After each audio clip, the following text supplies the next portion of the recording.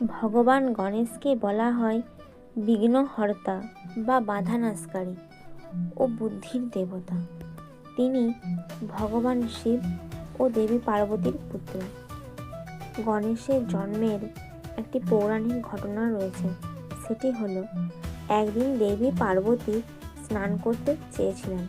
তখন তিনি নিজের শরীরের গন্ধক ও চন্দনের মিশ্রণ দিয়ে এক সুন্দর শিশুর মূর্তি তৈরি করলেন এবং তাতে প্রাণ প্রতিষ্ঠা করলেন।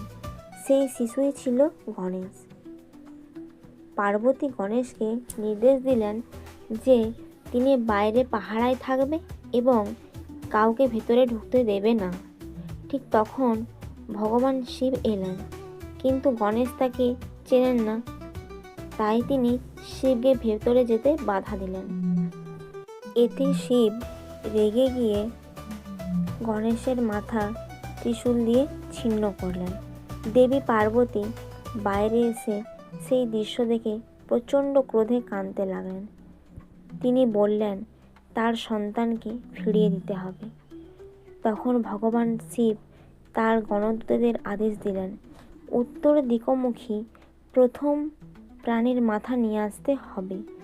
তারা নিয়ে এলো একটি হাতির মাথা। শিব সেই মাথাটি গণেশের দেহে স্থাপন করলেন এবং তাকে পুনর্জীবন দিলেন। তখন থেকেই গণেশ হলেন হাতিমুখ দেবতা। এরপর শিব ও পার্বতী তাকে আশীর্বাদ দিলেন, যে কোনো পুজোর আগে গণেশের পুজো হবে। তাই আজও আমরা যে কোনো শুভ কাজের শুরুতে ভগবান গণেশকে স্মরণ করি। এভাবেই ভগবান গণেশ হলেন আমাদের বিঘ্নহর্তা ও বুদ্ধির দেবতা। তাই সবাই মিলে বলো, গণপতি বাপ্পা মোরেয়া। কমেন্ট করে অবশ্যই জানিও কেমন লাগলো এই ভিডিওটা তোমাদের।